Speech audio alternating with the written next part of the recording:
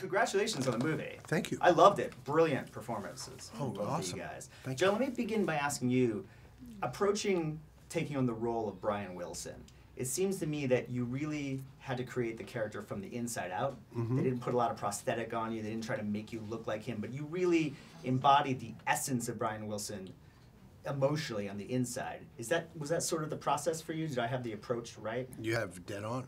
I mean, that's exactly it. We didn't want to do parallel characters. We didn't want to do any uniformed things.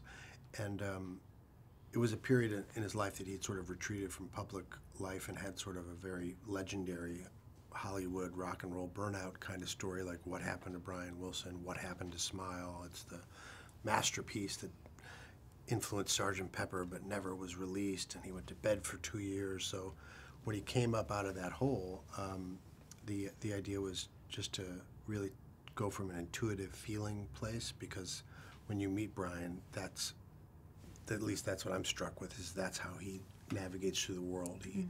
He's hearing music and he feels people's vibes. Yeah. And sometimes they're overwhelming, and sometimes sometimes it makes him kind of like a Cheshire cat, that knows exactly what to do and when.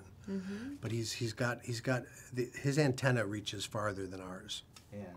Elizabeth, with the character of Belinda, I mean, it really seems to me that this is a strong woman. I mean, she has an inner strength. She does. And maybe that's what Brian was lacking, that he needed her inner strength, and that's why they were such a powerful couple. I mean, yeah, I don't know if he needed her strength, but he needed her support. You know, I think that he had gone through this amazing creative life with constraints. You know, whether it was his father or his brothers, a record label. You know, there was always someone.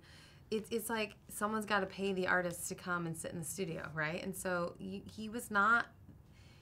I think he always felt not as support. You know, that's part of the heartbreak of Brian Wilson, was like he was creating this amazing stuff, and like Smile was amazing and inspiring, and yet he couldn't even put it out to the world. So Melinda, when you meet her, she is fierce and loyal, and she wants him to be celebrated, and she gives him the wide berth to be the artist that he just is. You know, it's his entire being, his essence is just all music. And you know, she told me his first love is music. Like, I'll never be first. I can't replace it. I can't compete with it. Like, it's him. I understood that very early on, and second place was fine with me. It's because it's a really good second place.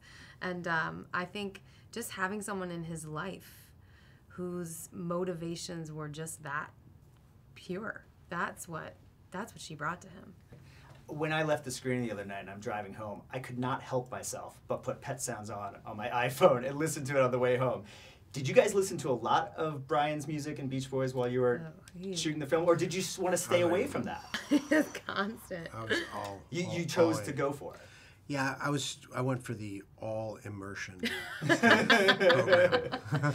Is that your normal process? Kind of, yeah. But I mean, if you have a container that can hold it, you know what I mean? Like, it depends. Some things. This is the kind of film where, you know, everybody who was here was like, you just be like, all right, this one counts for real. You know, sometimes you have to be a little more whimsical with things or be lighter on your feet. But this was an all-in kind of situation.